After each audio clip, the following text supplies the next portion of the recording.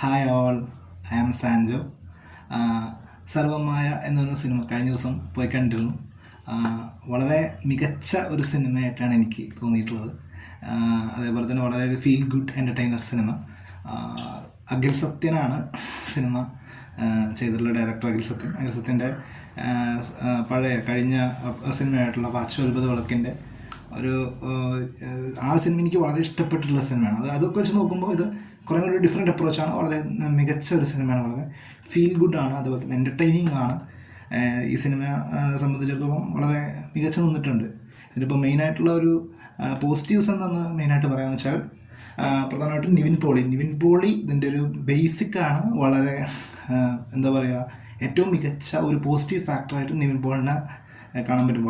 അദ്ദേഹം വളരെ നന്നായി തന്നെ ഇപ്പോൾ കഴിഞ്ഞ ഇതിൻ്റെ ഒരു റേഞ്ച് ഓഫ് ഫിലിംസ് വളരെ ഡിസപ്പോയിൻറ്റിങ് ആയിരുന്നു. അതുപോലെ തന്നെ ആളെ സംബന്ധിച്ചിടത്തോളം കുറേ കാലമായിട്ട് വളരെ ഡിസപ്പോയിൻറ്റിങ് ആയിട്ടായിരുന്നു വന്നിരുന്നത്. പക്ഷേ ഈ ഒരു സിനിമ വളരെ മികച്ചു നിൽക്കുന്ന ഒരു എന്താ പറയുക, വളരെ കൊമേഴ്ഷ്യലി ആൻഡ് എസ്തെറ്റിക്കലി ആൻഡ് എന്താ പറയുക, വളരെ ആർട്ട് എല്ലാ തരത്തിലും വളരെ മികച്ചു നിൽക്കുന്ന ഒരു സിനിമയാണ്. മ്യൂസിക്കും എല്ലാ തരത്തിലും നന്നായിട്ടുണ്ട്, വളരെ നന്നായി തന്നെ വന്നിട്ടുണ്ട്. പിന്നെ പറയാനുള്ളത് നിവിൻ പോളി അജു വർഗീസ് കോംബോ അത് വളരെ മികച്ച രീതിയിൽ തന്നെ എന്താ പറയുക, നമ്മൾ നോക്കി ഇപ്പോൾ അവരുടെ പഴയ ഒരു സിനിമകളിലുള്ള ആ ഒരു കോംബോ വെച്ച് നോക്കുമ്പോൾ ഒട്ടും റിപ്പീറ്റേഷൻസ് ഇല്ലാത്ത, അതാണല്ലോ ഏറ്റവും പ്രധാനപ്പെട്ടത്. അതായത് റിപ്പീറ്റേഷൻസ് ഒട്ടും ഫീൽ ചെയ്യാത്ത രീതിയിലേക്ക് ഈ ഒരു സിനിമയിലേക്ക് അവർ വന്നിട്ടുണ്ട്. നിവിൻ പോളി ആൻഡ് അജു വർഗീസ് നല്ല രീതിയിലേക്ക് തന്നെ അത് ആ ഒരു കോംബോ നമുക്ക് കണക്റ്റഡ് ആണ്. അതാണ് അതിൻ്റെ ഒരു കാര്യം.